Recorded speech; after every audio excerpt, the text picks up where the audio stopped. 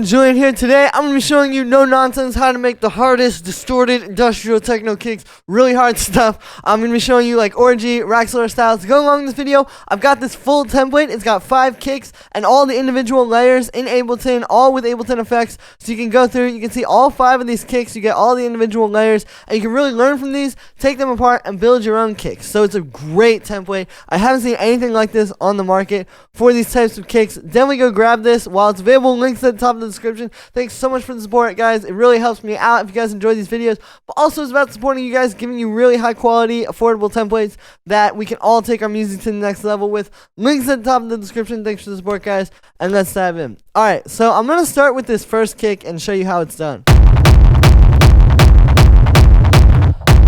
So, what we always start with here is the main punch. And actually, if I'm just let's turn all these off on the group. So really, like, your kick, even if you're not having any effects on it, still needs to be really good. Right? And I think, obviously, when you hear, like, distorted techno kicks, you think, oh, well, there's a lot of processing. There's a lot that happens after the actual sample. But if you don't have a good sample, it's not going to work. It has to all be done to a very good sample. Like here, this is a very full kick. You know, it fills up the whole frequency spectrum. It's not really like, you're not trying to fix anything with processing. You're just trying to change it a little bit. Because if you try to fix stuff with processing, that's when it doesn't work. So the first thing we got is a little bit of overdrive.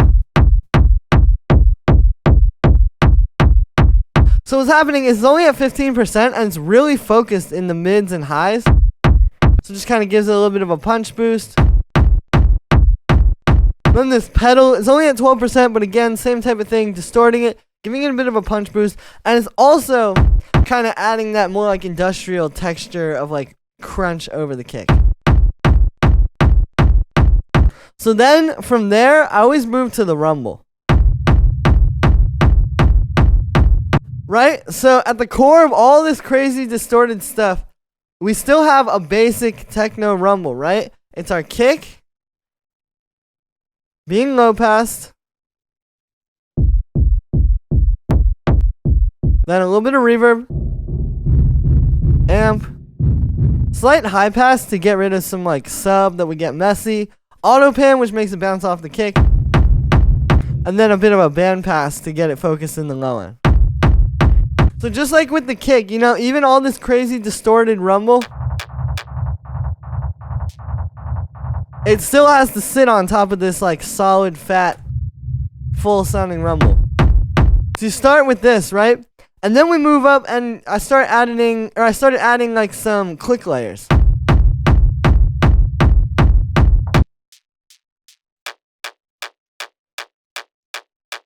Right, so we've got these 2 layers made out of that same kick. You notice I use the same kick sample for all of this, so it's really clean and focused. And then we have these layers that sit on top of the main kick to give it a bit more of like that click in the high end, right? So what we're doing here is this first one. So it's that same kick, shortened a lot though, and high passed. I've got an amp on it, and then we're high passing it again. And then this one is pretty similar, so it's being low passed actually. And then we're distorting it a bunch, and then just high passing it, just to add that little bit more click. And then the final layer with this kick is this rumble.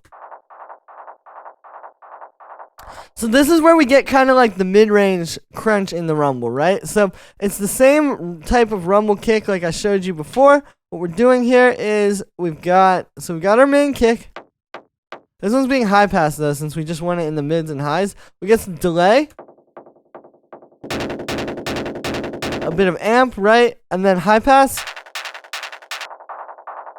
low pass to make it more focused in the mids, and then auto pan to make it sound sidechain. So those are all the layers. But you still need a bit of processing as a group to kind of make it work. Because these kind of kicks, it's not just the layers. It's like kind of putting them all under one umbrella of processing, so to speak. And then how that affects it all. So the first thing here is this EQ. So you can see helps focus it. It cuts out a lot of that sub that would get in the way with these kinds of kicks, which also helps with the next thing. And it also cuts something I really noticed here. You'll see this in a lot of these kicks that I'm going to show you. They cut a lot of this like low mid. It's very scooped sounding. Right? Like if you're a guitar player, like scooped mids kind of thing. And then we're boosting the mids as well right after that. But that's very important, I noticed, to get these sounds, especially once you start distorting it. See, then we have everything going into this amp. And if you don't cut that, there's a lot more of the coming through. So we're distorting it then. And then a little limiter at the end, as you can hear, I find really lifts it up. Now, we're not actually clipping. We're only clipping a tiny bit, but it's just like that push. And you can see it's still clean. There's plenty of punch. It's not messing up the dynamics, but it just glues everything together nicely. So that's one of these kicks. Let's go through another one. Alright, I'm going to show you how I made this one because it's crazy. So this one, we'll turn off all the group processing really quick so I can show you. Okay, so this one starts again just with a nice fat punch. We got a 909 kick here. This one didn't even have any processing on it. But again, classic Techno 909 kick. It's got a lot of punch at the start, and it's not that long also, which works well when we got all this other stuff going in the background. So we got that. Then we have our main rumble, right? So again, we always start with the main punch and the main rumble and then build on top of that. So the main rumble here is being made with that same kick. Again, use the same kick sample for all the layers. It's going to come out a lot cleaner. So it's the same kick. It's being stretched out with the warp here. So you get this long bass note, and then we're low passing it. And do a little reverb. A lot of amp, which obviously you can hear makes it rumbly. The auto pan to make it bounce off the kick, and then a low pass.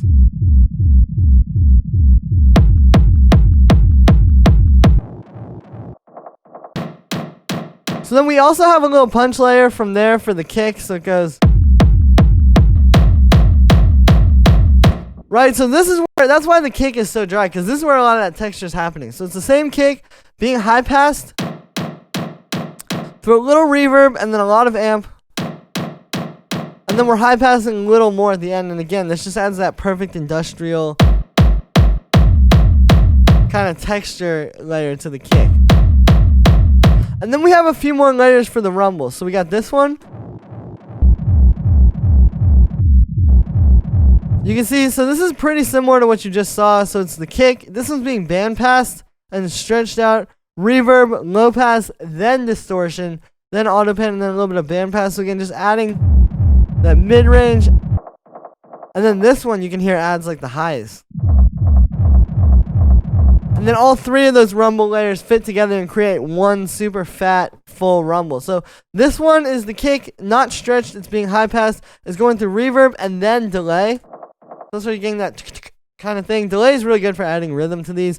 And then we've got the amp, right? A little bit of high pass, low pass, and then auto pan. So that all comes together like this. And then the group processing. So it starts here with this overdrive. It's not much, but you can hear it just kind of, it's already starting to glue everything together really nicely. The dry wet's at 8%, and it's just kind of like making that all punch right in the low end. We've got a bit of amp. So you hear that gives us our nice distorted crunchy kick sound. It's only at 12%, but it gives you enough because it's so heavy. Right, then we got a low cut. Just cleaning this up, getting rid of all that mud. Utility, converting it to mono.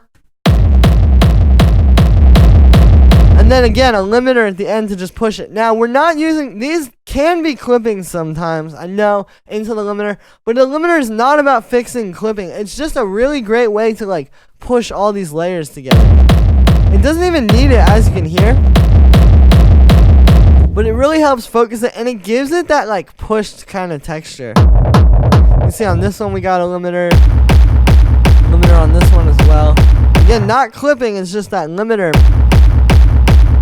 Really helps push it. And yeah, so that's gonna be it for this one, guys. I hope you enjoyed. As always, make sure to like this video as well as subscribe, and let me know what you think of this video in the comments. Like I said in the beginning, you can get the ultimate hard industrial techno kick template. The link is at the top of the description on my website. Then we don't miss out, guys. It's a really awesome hard techno kick template. It's got all these layers for all 5 of these individual kicks. You can really go in and learn from them. Build your own kicks. You know, all you have to do is drop your own kick sample into these templates, and you can make your whole new kicks. Links at the top of the description. Thanks for the support, guys. Really helps me, but it's also about supporting the community, giving you guys really awesome, high quality templates to take your tracks to the next level with. Thank you so much for the support, everybody, and I will see you tomorrow with another video.